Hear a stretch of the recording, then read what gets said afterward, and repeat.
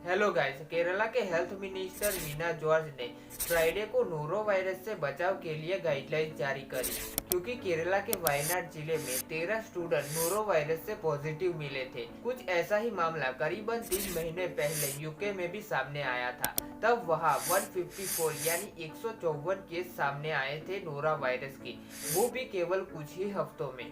Central for disease control CDC के मुताबिक noro virus एक बहुत ही इन्फेक्टेड वायरस है और यह बहुत ही आसानी से फैल सकता है।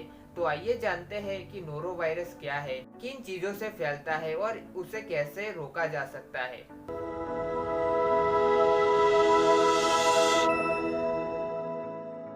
वीना जॉर्ज ने कहा कि इससे डरने की कोई ज़रूरत नहीं है। उन्होंने कहा कि प्रिवेंशन और ट्रीटमेंट से इस बीमारी को जल्दी ठीक किया जा सकता है। इसीलिए सभी को इस बीमारी और इसके प्रिवेंशन के उपायों के बारे में पता होना चाहिए, क्योंकि ये वायरस सर्दियों में ज़्यादा फैलता है, तो इसके बारे में पता होना चाहिए। अब जानते हैं कि ये नोरो वायरस क्या है। नोरो वायरस एक इन्फेक्टेड डिजीज है। इसे पहले नोरवक वायरस के नाम से जाना जाता था। इसका एक और नाम भी है, विंटर वॉमिटिंग डिजीज या विंटर वॉमिटिंग बग भी कहते हैं। ये वायरस कैलीसिविरिडे फैमिली से बिलोंग करता है। ये वायरस गैस्ट्रोइंटेस्टिनल बीमारी का लीडिंग कॉज है।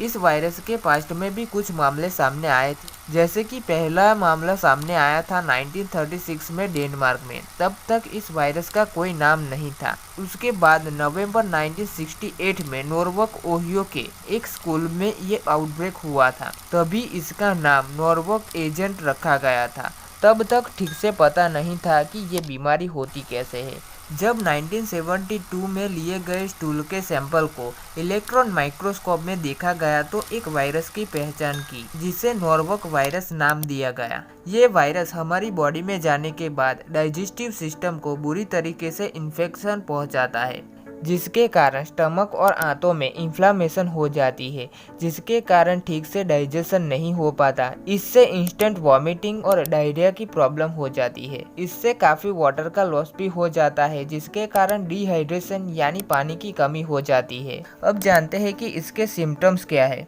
जैसा कि मैंने कहा, वॉमिटिंग और वाटर स्टूल यानी diarrhoea, abdominal pain, fever, fatigue, nausea, ये सब इसके प्रमुख सिम्टम्स हैं। अब जानते हैं कि ये वायरस फैलता कैसे है। नोरो वायरस का फैलने का सबसे आसान तरीका फोकल ओरल रूट है। ये वायरस एक व्यक्ति से दूसरे व्यक्ति में आसानी से फैल सकता है और दूषित पानी और फूड के माध्यम से भी ये फैलता है। हालांकि कुछ विशेषज्ञों का कहना है कि नोरो वायरस हेल्दी पर्सन को ज़्यादा इन्फेक्टेड नहीं कर पाता, लेकिन ये छोटे बच्चों, बुजुर्गों और जिसकी इम्यूनिटी कॉम्प्रोमाइज़ है, यानी कि रोग प्रतिकारक क्षमता कम है, उसके लिए काफ़ी सीरियस हो सकता है। अब जानते हैं कि इस वायरस को कैसे रोक सकते हैं। ये वायरस हाईली कंटेजियस और इन्फेक्टेड है। इसे रोकने के लिए कोई भी वैक्सीन नहीं है, लेकिन कुछ चीज़ें हैं जिससे आप ट्रांसमिशन को रोक सकते हैं, यानी कि फैलने से रोक सकते हैं। टॉयलेट का यूज़ करने के बाद और खाना खाने से पहले कम से कम 20 सेकंड तक साबुन से हाथ धोइए या फिर अल्कोहल बेस्ड हैंड सैनिटाइजर का यूज़ करें। इस वायरस से इन्फेक्टेड व्यक्ति की देखभाल करते समय ग्लव्स पहने। अगर वो डायपर यूज़ करते हैं तो उसे फेंकने के लिए प्लास्टिक का बैग का उपयोग कीजिए।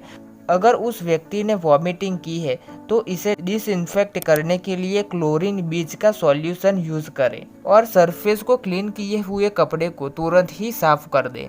अगर आप खुद से इन्फेक्टेड हो तो कोई भी पब्लिक प्लेस यानी हॉस्पिटल, बस स्टैंड या स्कूल, रेस्टोरेंट या फिर ऑफिस में जाना टाल दें और घर पे आराम करें। और लक्षण कम होने के बाद भी आप 1 वीक तक घर पर ही रहें।